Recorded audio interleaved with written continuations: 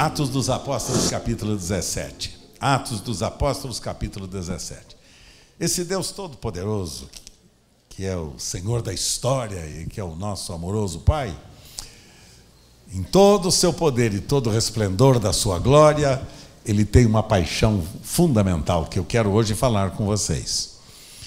O tema que eu havia separado para hoje pela manhã é uma vida no impossível, vivendo no impossível. Os impossíveis dos homens são os possíveis para Deus. Como é que nós podemos viver nesses impossíveis? Diante das circunstâncias da nossa vida, como é que nós podemos enfrentar as impossibilidades e vivermos vitoriosamente? Esta é a grande pergunta desta manhã. Por isso, Espírito Santo, eu te peço que me ajudes a interpretar neste tempo que me foi reservado a tua vontade para edificar, consolar e abençoar o teu povo pelo poder da tua palavra. Em nome de Jesus. Amém. Atos dos Apóstolos, capítulo 17, verso de número 24. Então, capítulo 17, verso de número 24. Temos o apóstolo São Paulo discursando lá em Atenas, na Grécia, né? E a palavra do coração do apóstolo é uma palavra que reflete exatamente a convicção que ele reservava no coração, em termos da sua fé, naquele que ele aprendeu a amar e a servir, que ele conheceu e experimentou a vida dele, Jesus. E ele faz uma declaração fantástica naquele dia para a todos os habitantes lá da cidade de Atenas, na Grécia. Então, capítulo 17, verso de número... mas eu estou pensando o seguinte, se pudesse talvez eu começar do verso 16, porque assim você tem ideia clara do discurso que o apóstolo São Paulo faz. Olha, verso 16. Enquanto Paulo os esperava em Atenas, seu espírito se revoltava em face da idolatria dominante na cidade de Atenas. Por isso, Paulo dissertava na sinagoga entre os judeus e os gentios piedosos e também na praça, todos os dias, entre os que se encontravam ali. Alguns dos filósofos epicureus e estoicos contendiam com ele, havendo quem perguntasse: que quer dizer esse tagarela? E outros: parece um pregador de estranhos deuses, pois ele pregava Jesus e a ressurreição de Jesus. Então, tomando-o consigo, o levaram ao Areópago, dizendo: poderemos saber que nova doutrina é essa que ensinas? Posto que nos trazes aos ouvidos coisas estranhas. Queremos saber o que vem a ser isto. Pois todos os de Atenas e os estrangeiros residentes de outra coisa não cuidavam, senão dizer ou ouvir as últimas novidades. Então Paulo, levantando-se no meio do Areópago, disse: senhores atenienses, em tudo vos vejo acentuadamente religiosos. Vocês são muito religiosos, vocês têm uma convicção na religião de vocês fantástica. São muito religiosos. Por quê? Porque passando e observando os objetos de vosso culto, encontrei também um altar no qual está inscrito: ao Deus desconhecido. Pois este que adorais sem conhecer é precisamente aquele que eu vos anuncio.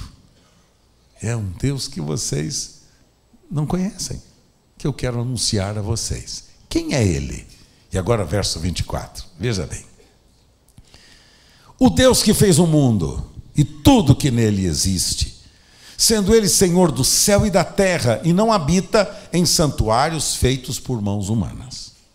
Essa é a descrição do Deus que Paulo cria.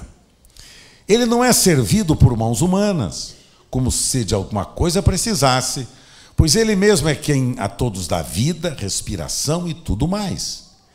De um só fez toda a raça humana para habitar sobre toda a face da terra, havendo fixado os tempos previamente estabelecidos e os limites da sua habitação, para buscarem a Deus, se, porventura, tateando o possam achar, bem que não está longe de cada um de nós, pois nele vivemos e nos movemos e existimos, como alguns dos vossos poetas têm dito, porque dele também somos geração.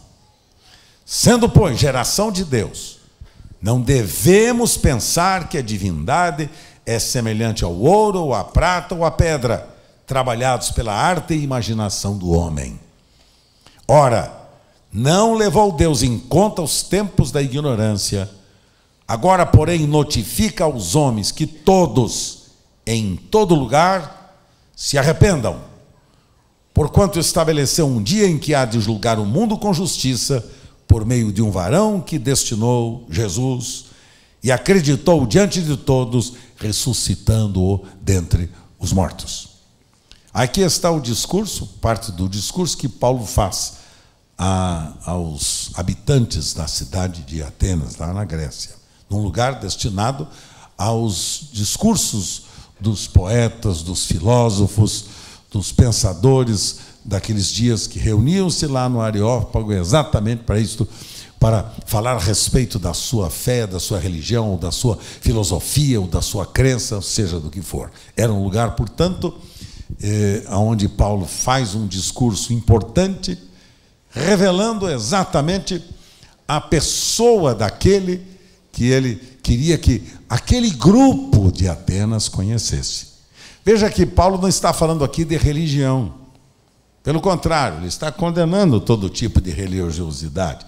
Ele está dizendo, este Deus que muitos adoram em formas das mais variadas, em pedra, em madeira, trabalhados pela arte de imaginação, ou prata, ou pedra, ou ouro, qualquer outra coisa semelhante, não é este Deus que venho falar com vocês.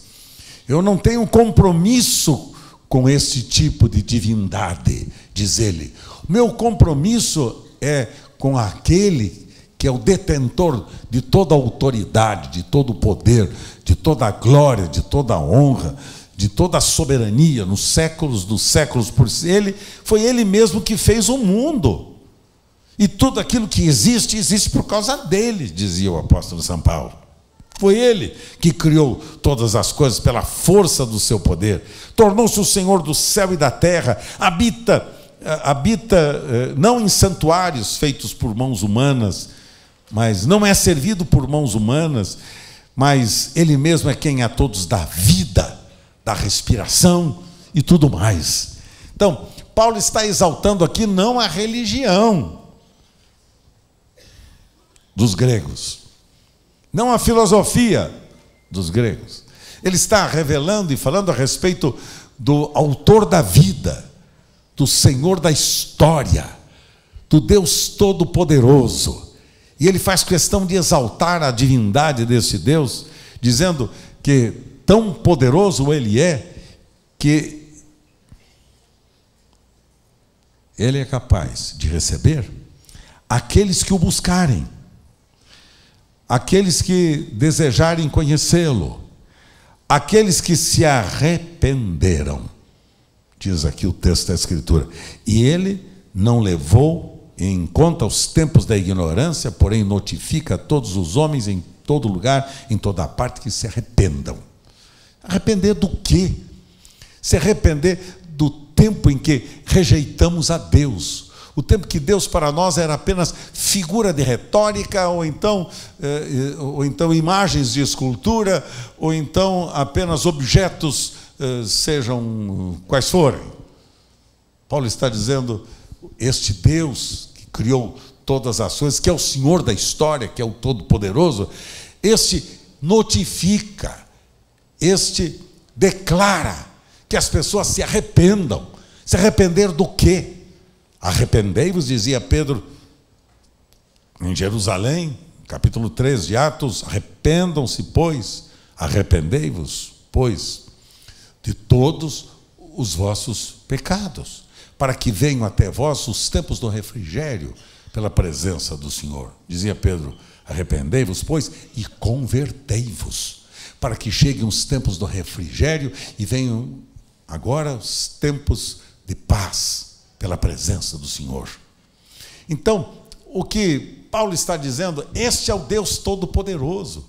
Ele é o Senhor do céu e da terra. Ele é o Senhor da história, Ele é o Senhor do universo.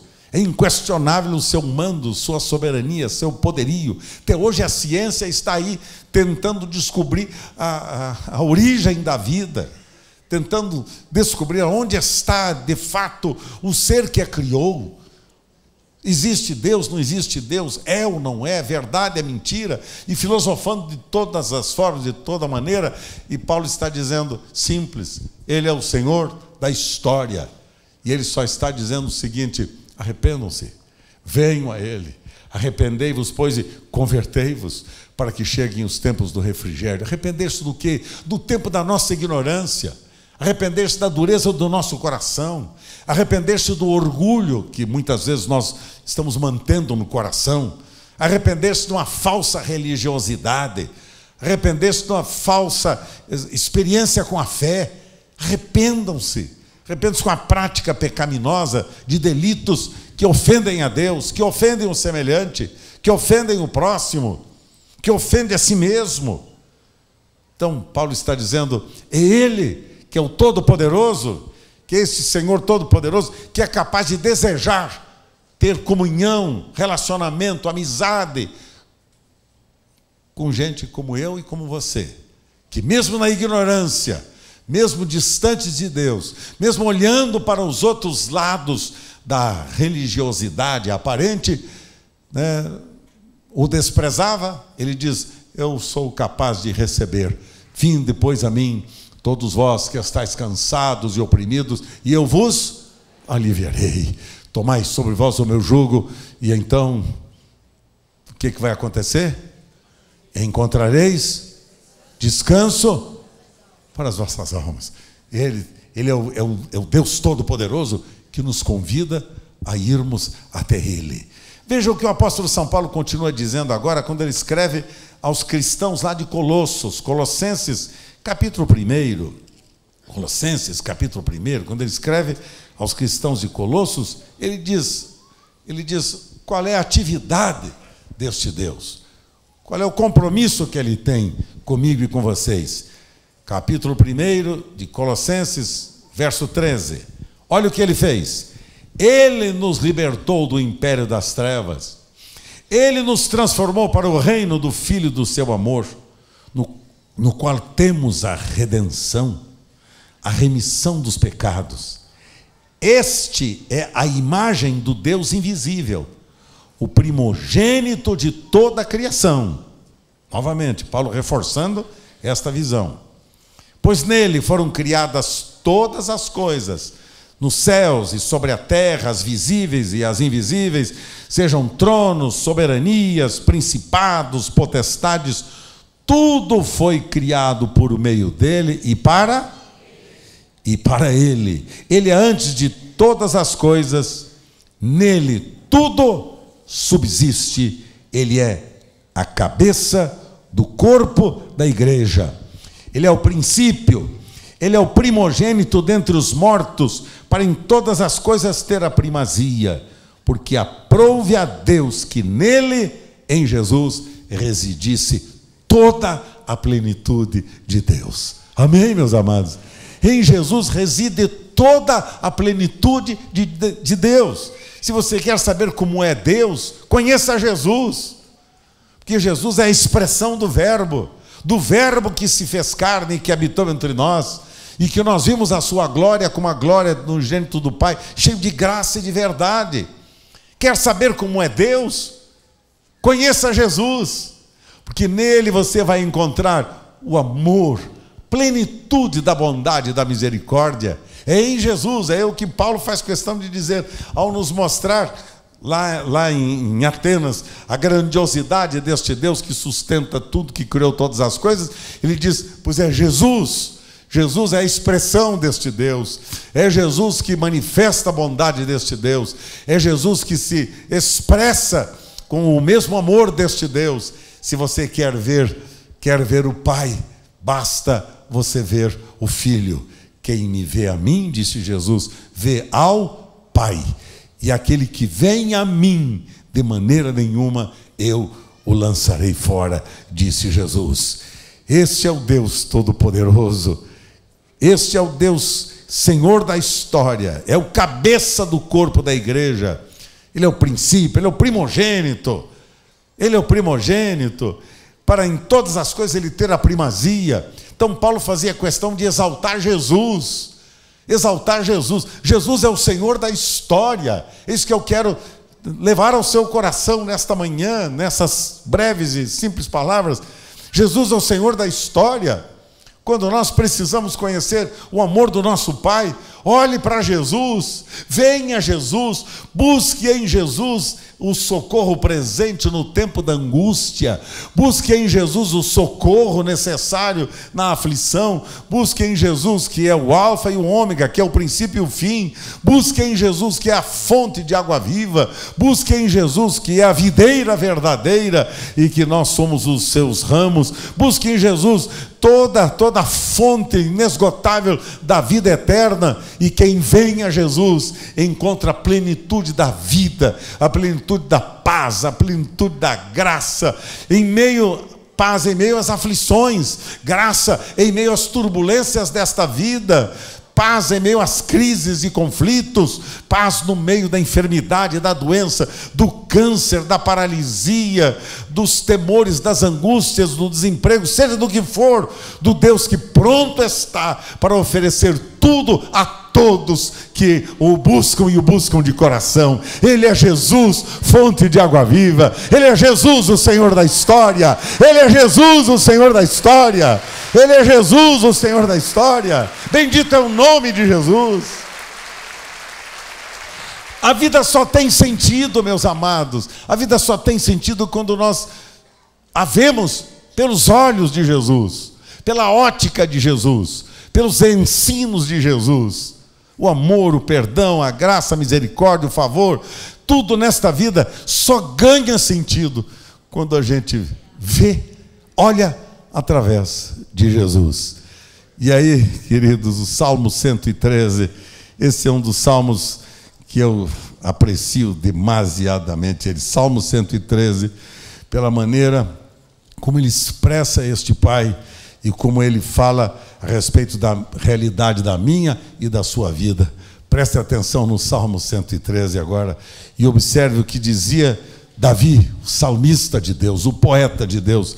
Davi dizia assim: até quando, Senhor? Até quando, Senhor? Desculpe, é 113, eu botei no 13. Sem óculos é fogo, né? Ah, tá. 113. Aleluia, dizia o salmista. Louvai ao Senhor, louvai servos do Senhor, louvai o nome do Senhor. Bendito seja o nome do Senhor agora e para sempre. Do nascimento do sol até ao ocaso, louvado seja o nome do Senhor. Excelso é o Senhor, acima de todas as nações, e a sua glória está acima dos céus. Quem há semelhante ao Senhor nosso Deus, cujo trono está nas alturas? Quem há semelhante a Ele? Quem há semelhante a Ele? Lembra-se o Todo-Poderoso? Lembra-se o Criador, o Senhor da história? Lembra-se? Quem é semelhante a Ele? E o verso 6: que se inclina para ver o que se passa no céu sobre a terra. Ele ergue do pó o desvalido, ergue do monturo o necessitado. Para fazer o quê? Para o assentar ao lado dos príncipes. Sim, com os príncipes do seu povo. E faz que a mulher estéril viva em família e seja alegre mãe de filhos. Louvado seja o nome do Senhor. Esse é Jesus, meus amados. Esse é Jesus, meus amados. É isto que é Jesus, meus amados. Esse é Jesus. E uma notícia para vocês. E Ele está aqui.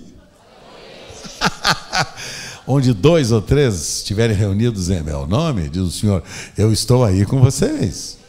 Ele vive a vida dele em mim, mas ele está conosco, porque o nome dele é O que significa Emanuel? O que significa Emanuel, meu amigo? Elton, significa Deus conosco. Elson, meu amigão precioso, Deus conosco. É o Deus que habita em mim e que habita entre nós. Como ele habita entre nós? Se ele habita em mim, ele habita em você, ele habita em nós, isso quer dizer que não só a experiência que eu tenho pessoal, individual, minha com ele, e a experiência coletiva nossa é com ele, a presença dele entre nós. Ele é a minha vida, mas ele é a nossa esperança, ele é a nossa vida, ele é a nossa convicção da realidade da nossa fé, porque ele vive entre nós, vive em nós e entre nós. E resolveu habitar em nós por quê? Por causa do templo do Espírito Santo que se chama... Como é que se chama o templo do Espírito Santo? Carlos Alberto.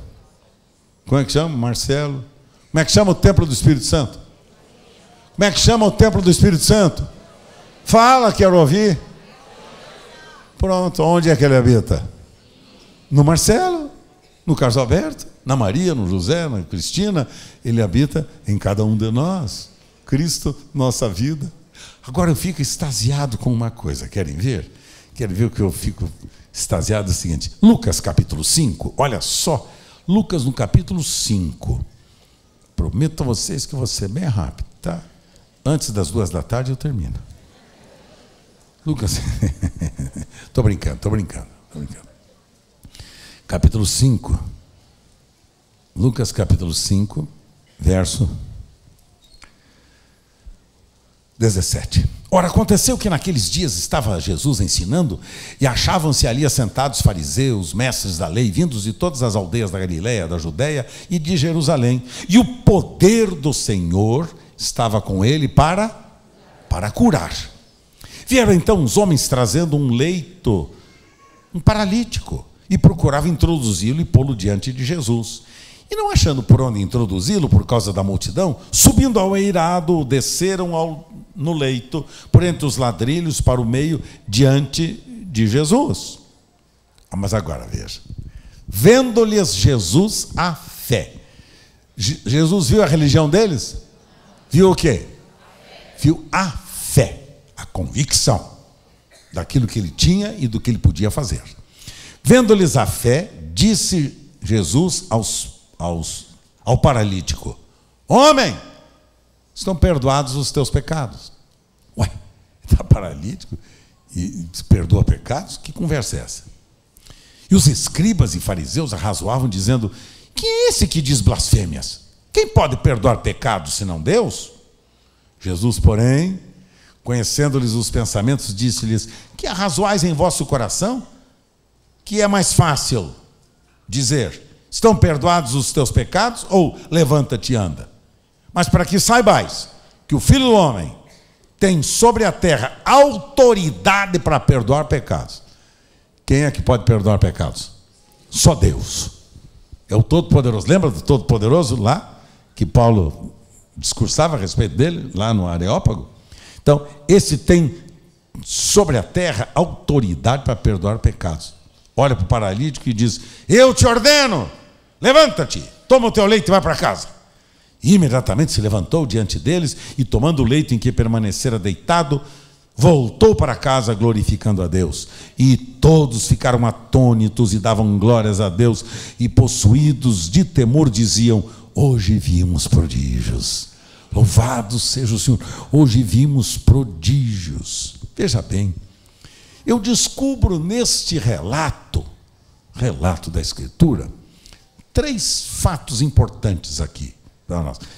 A gente diria: Deus é um Deus todo-poderoso, como nós acabamos de ver, de ler, né? Poderoso, fantástico, maravilhoso, extraordinário, tudo, pode todas as coisas. Tudo. Mas deixa eu dizer uma coisa para vocês.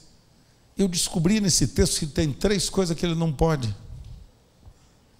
Marcelo, Descobri que ele não pode. 3 coisas que Jesus não pode fazer, sabia? Quer descobrir comigo? Curioso. 3 coisas que ele não pode fazer. Eu descobri aqui no texto. Ah, meu Deus do céu. Primeira coisa que ele não pode fazer. Quer ver? No verso 20 diz assim que viu Jesus a fé do paralítico e disse para o paralítico: hoje estão perdoados os teus pecados. Jesus viu o quê? Jesus viu o quê? A fé do paralítico. O paralítico que estava quebrado, enfermo, talvez até mesmo considerado pela medicina como incurável. E Jesus olha para ele e viu a fé. Jesus viu o Todo-Poderoso viu a fé. E quando ele vê a fé, convicção, a certeza do meu coração e do seu coração, porque fé, certeza dos fatos que nós não conhecemos, prova das coisas que nós não vemos. Coisa que a gente não conhece e não vê, é prova, convicção. Jesus viu a fé genuína, a convicção genuína daquele paralítico trazido por aqueles homens. Eram 4 homens que resolveram tomar as dores do paralítico e serem o seu substituto, o seu instrumento abençoador. É o que Deus espera de cada um de nós, que a gente se incline para ver também a necessidade de pessoas que estão ao nosso redor e que não experimentariam libertação, vitória, saúde, se não fosse a fé dos 4, diz a Escritura, que vieram e que trouxeram o paralítico a Jesus. Viu Jesus a fé. E quando viu Jesus a fé de 4 homens, que eram os instrumentos produtores de bênçãos sobre o paralítico, diz a Escritura que ele disse: homem, seus pecados estão perdoados. Porque quando Jesus viu a fé, ele fica impossibilitado, sabe do quê? De perdoar pecados. Ele fica impossibilitado, ele não pode deixar de perdoar os pecados quando ele encontra no meu e no seu coração fé, arrependimento. Querem ver uma coisa? Abra comigo o Salmo 51. Olha só que fantástica revelação. Salmo 51. O Salmo de uma experiência difícil que Davi viveu. Olha o Salmo 51 e veja no verso 17. 51, verso 17. Olha o que é que Davi está dizendo. Sacrifícios agradáveis a Deus. O que é agradável a Deus? Espírito quebrantado, coração compungido e contrito, não o desprezarás, ó. Deixa eu perguntar uma coisa para você. Quem é que Deus não pode desprezar? Quem é que Deus não despreza? Quem? Aquele que se aproxima dele com o coração contrito e quebrantado, crendo que ele existe e que ele é galardoador de todos aqueles que o buscam. Deus não pode deixar hoje de perdoar meu pecado, o seu pecado, se nós nos aproximarmos dele em fé, crendo que ele existe e que ele é galardoador de cada um de nós em função do fato de termos um coração contrito e quebrantado. Davi dizia: ele não despreza o coração contrito e quebrantado. Isaías, no capítulo 53, que vocês conhecem, diz que ele não despreza de maneira alguma o coração que crê que ele tomou todas as nossas dores e todas as nossas enfermidades. É o texto do profeta Isaías, capítulo 53, verso 4 em diante. Ele não despreza aquele que crê que ele já tomou nossos pecados. Ele se fez pecado por nós. Ele nos substituiu lá na cruz. Ele foi o nosso substituto. Quem deveria estar sendo condenado era eu e você. Ele foi o meu substituto e o seu substituto lá no Calvário. E ele toma as minhas dores e as minhas enfermidades para que eu ficasse livre delas, eu e você. Então, ele não pode, de maneira alguma, desprezar um coração contrito. Vamos repetir? Deus não pode desprezar um coração. Então, que tipo de coração ele espera que eu tenha? Que tipo de coração ele espera que eu tenha? Contrito, confiante, crédulo. É o que ele espera de mim e de você. Espera, porque quando ele encontra em mim, em você, um coração quebrantado, humilde, submisso, coração orgulhoso ele despreza. Coração orgulhoso, fique tranquilo que ele não dá nem confiança para você. Se você pensa que é o Todo-Poderoso, que sabe tudo aí, que você já é o dono da história, fica tranquilo com a sua história, que naquele dia você vai saber que história que você conhece. Mas aqui, na Escritura, o caminho para experimentarmos a totalidade da plenitude de Deus na nossa vida é o caminho da coração quebrantado, coração humilde. Porque a única coisa que nós merecíamos era a condenação. Mas Deus, na sua misericórdia, pelo seu muito amor com que nos amou, estando nós mortos em delitos e pecados, nos deu vida juntamente com Cristo. Pela graça sois salvos. Isto não vem de vós, é dom de Deus. Não vem pelas obras, para que ninguém se glorie, porque somos feitura sua, criados em Cristo Jesus para as boas obras. Deus não pode deixar hoje de perdoar você. Ele é o Todo-Poderoso, Todo-Poderoso, mas aqui ele fica impedido de perdoar, de deixar de me abençoar, quando ele encontra da minha parte e da sua um coração quebrantado. Ele não pode desprezar um pecador arrependido jamais. O pecador se arrepende. Lembram-se daquela experiência do pródigo, do filho que reconhece o absurdo que fez, o pecado que cometeu contra o seu pai, se arrepende e volta para a casa do seu pai? O que é que o seu pai oferece a ele quando ele diz assim, voltando para casa, diz para o pai: Pai, pequei contra o céu e perante ti, não sou digno de ser chamado teu filho. Pai, eu pequei, pai. Pai, eu pequei. E onde estava o pai? O pai estava na beira do caminho, esperando a volta do filho. O filho se ajoelha diante do pai, confessa ao pai o seu erro, o seu pecado. O pai o leva para sua casa, e o que é que o pai faz? Lhe dá uma roupa nova, coloca sandálias novas nos pés, manda matar o que mesmo? Um bezerro cevado, um novilhozinho forte, gordinho, carninha boa, prepara para o filho e diz para o filho: Filho, tudo que é meu é teu. Perdoados estão os teus pecados, filho. Você jogou fora todos os seus bens, com as meretrizes, com os prazeres desta vida, filho, e você viu que não compensou.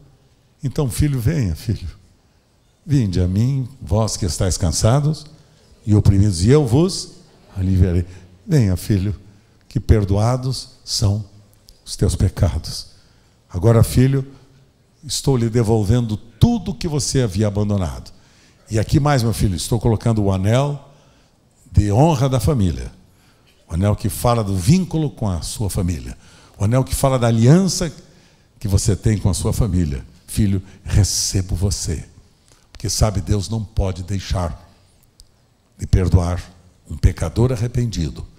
Como Deus não pode deixar de reconhecer que a fé de 4 homens foi capaz de socorrer da aflição um homem no seu extremo desespero e na sua tremenda paralisia.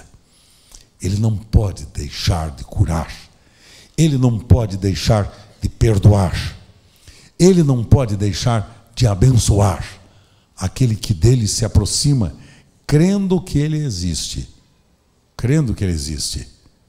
e que ele é fiel em restaurar e perdoar. O livro de Provérbios, no capítulo 28, verso 13, o sábio Salomão, que escreveu este livro, dizia o seguinte: aquele que confessa e deixa o seu pecado, sua miséria, ele alcançará misericórdia.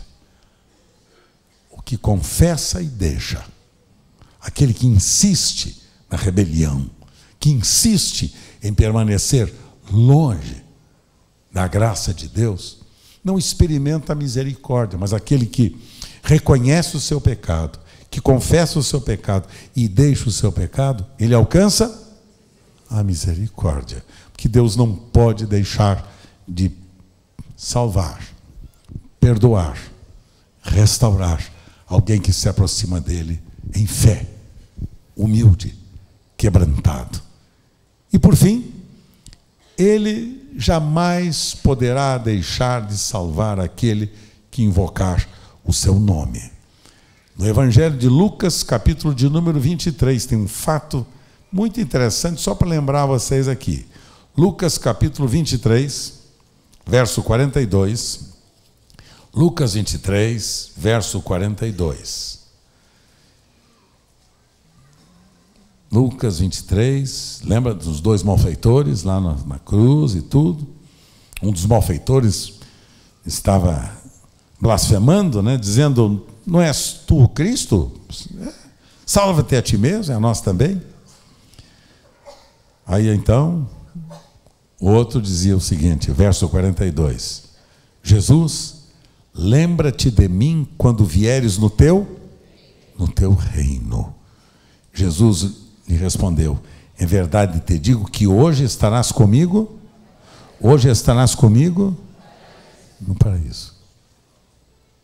Senhor, lembra-te de mim. Ele não pode deixar de responder ao clamor do seu coração. Ele é o Todo-Poderoso que faz qualquer coisa, mas ele fica impedido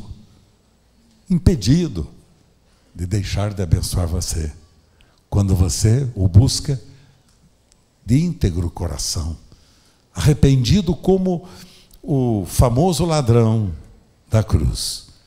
Porque na pregação do apóstolo Pedro, lá em Atos capítulo 2, Pedro, no seu tremendo sermão, que promoveu arrependimento em multidão, lá naquela cidade, diz a Escritura, que a declaração de Pedro é essa: todo aquele que invocar o nome do Senhor, este será salvo. Deus não pode, Ele não pode condenar ninguém que diante dele se apresenta quebrantado, contrito, arrependido, e que deseja experimentar a sua misericórdia, sua bondade e seu favor. O Senhor, na sua infinita bondade e paciência, alcança pela sua misericórdia todo aquele que dele se aproxima. Ele é fiel e justo. E todo aquele que invocá-lo no dia da angústia, diz a Escritura, que ele nos livrará. E então nós o glorificaremos. Esse é o Salmo 50, verso 15. Ele te livrará e nós o glorificaremos. Ele não pode deixar de salvar você, de curar você, de perdoar você, porque ele não pode negar-se a si próprio. Embora ele seja o todo-poderoso Senhor do universo, tenha todo o poder em suas mãos, mas ele restringe o seu poder para hoje alcançar a mim e a você, perdoando a mim e a você, transformando a mim e você numa nova criatura. Ele pode salvar totalmente os que por ele se chegam a Deus, vivendo sempre para interceder por eles, diz o escritor aos Hebreus. Ele pode salvar totalmente. Salvar de que maneira? Totalmente. Quem? Os que por ele se chegam a Deus. Pode salvar totalmente os que por ele se chegam a Deus, vivendo para interceder por eles. Este é o escritor do livro de Hebreus, que faz essa declaração, revelando a mim e a você que hoje é um momento memorável na história da minha e da sua vida. Não sei como está a história da sua vida. Não sei como está seu casamento, sua vida financeira. Não sei como está sua vida familiar. Não sei como está a sua saúde. Mas esse é o momento. Ele não pode deixar de perdoar. Vendo e encontrando a fé no coração de alguém, ele agora libera todo o seu poder para abençoar e produzir vida e vida abundante. Que tipo de vida você precisa hoje? Eu quero fazer um convite hoje a vocês que estão aqui comigo. Você que está aqui comigo hoje, que precisa experimentar este perdão. Lembra-se? Perdoados estão os teus pecados. E então não só perdoa pecados, mas cura as enfermidades. O Deus Todo-Poderoso perdoa pecados e cura enfermidades. Se há na sua vida hoje circunstâncias, situações, fatos que você precisa hoje acertar com Deus, nada melhor do que a gente fazer isso agora. Nada melhor do que fazer isso agora. Nada melhor do que acertar isso agora. Nada melhor do que agora, com o coração aberto e quebrantado, você aproximar-se de Deus, crendo que Ele existe e que Ele é galardoador de todos aqueles que o buscam. Incline a sua fronte, feche os seus olhos.